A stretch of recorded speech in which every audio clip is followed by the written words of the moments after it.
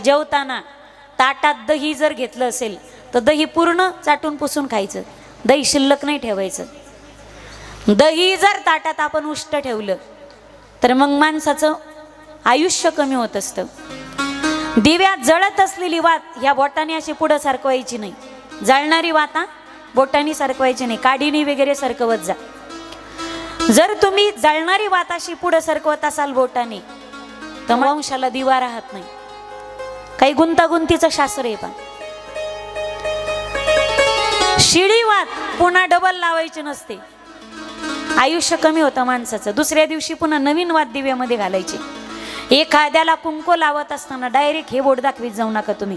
हे बोट दाखवणं म्हणजे माझं श्राद्ध झालं असं निश्चित होतं. तर्पण करण्यासाठीच हे बोट वापरलं जातं.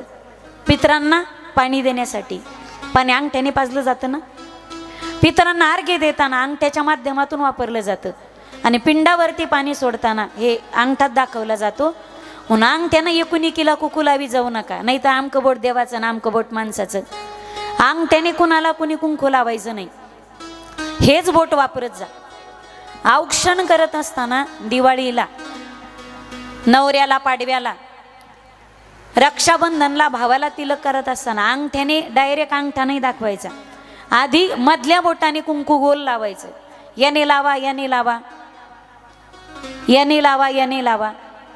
आधी गोल करायचं, नंतर मग तो गोल गंध असा उभा करायचा अंगठ्याने. काही गोष्ट लोक शास्त्र मानत नाही पा, छोट्या छोट्या गोष्टी मानत नाहीत. शनिवारी तेल का आणू नये, संध्याकाळी नमकला त्याच्या खऱ्या नावाने का हाक मारू नये, त्याला गोडच का म्हटलं जातं, गोड, काही ठिकाणी साखर म्हटलं जातं. ते घेत असताना हातावर का घ्यायचं नाही, माया राहत नाही. पहिल्या महिला म्हणायच्या, येडीस का तू, हातावर घ्यायचं नसतं ते गोड. साखर संध्याकाळी असती ती साखर खारट, हातावर नाही घ्यायची, माया राहायची नाही तुला.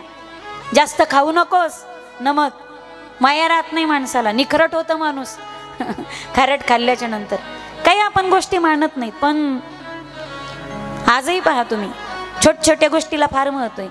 मला इमानदारीने सांगा, विमानामध्ये जर एअर होस्टेस, हवाई सुंदरी जर नसली तर तुमचा प्रवास काय सुखाचा होणार नाही का.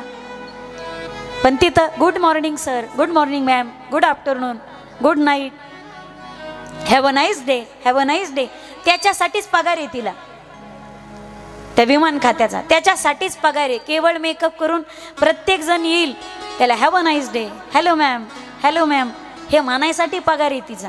ती जर आपल्याला हॅव अ नाईस डे असं नाही म्हटली तर आपला दिवस नाहीच जाणार नाही का, आपला दिवस वाया जाणार आहे का.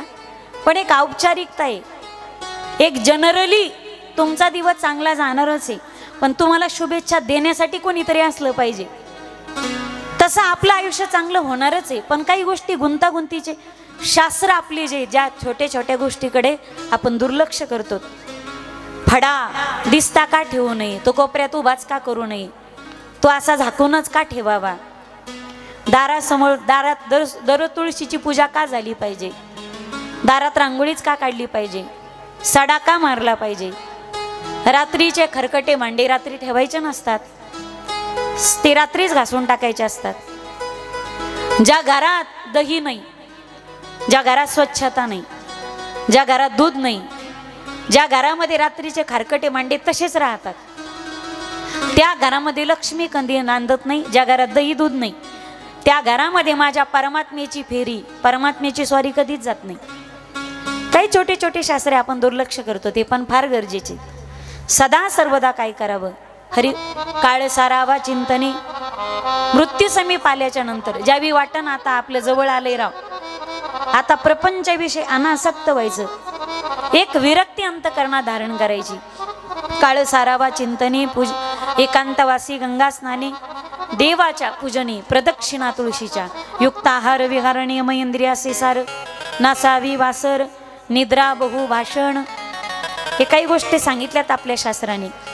एकांत स्थळी जावं, एकांतात बसावं आणि राजा आसनस्थ व्हावं.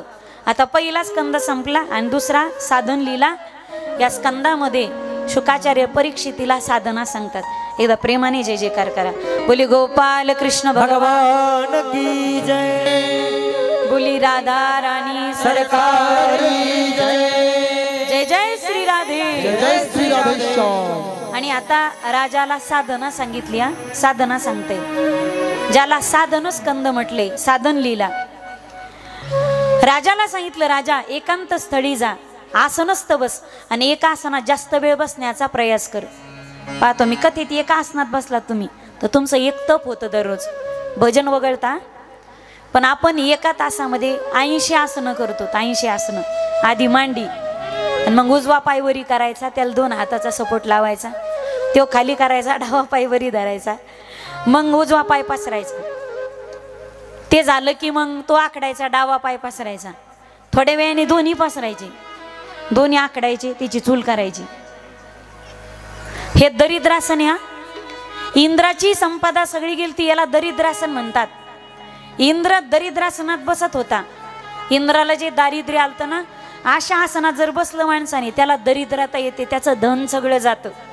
हळूहळू त्याच्या धनाला उतरती कळा लागते. काही गोष्टी आपल्याला कळत नाही, पण असं दरिद्रासन आहे, त्याच्यात बसायचं नसतं.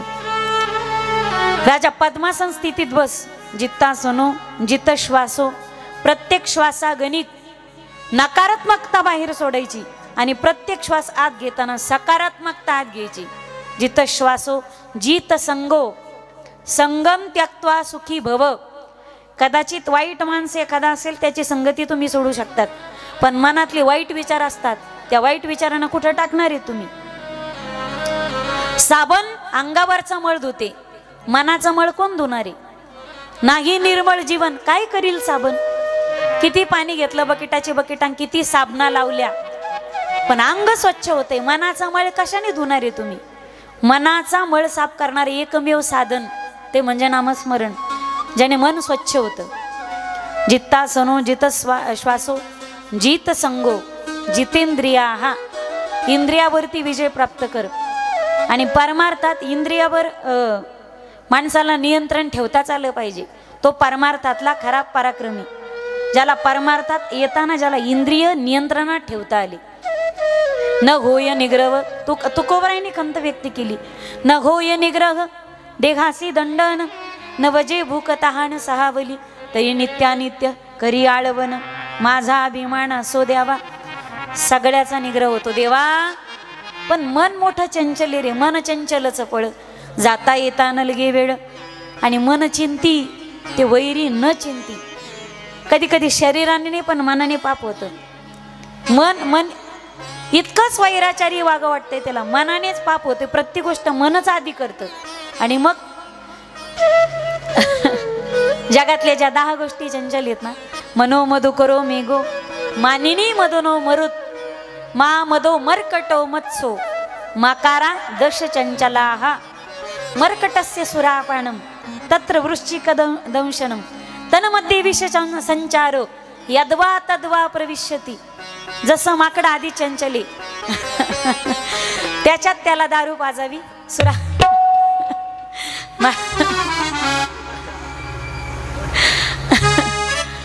माकडाला थोडीशी दारू पाजावी, त्याच्यात त्याला विंचू चावावा. ते किती थैमान घालणार आहे? तसं मन स्वैराचारी असतं. हंगामा क्यों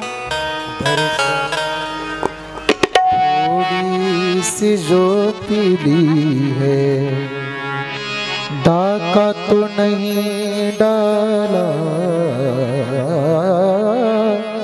डाका तो नहीं डाला,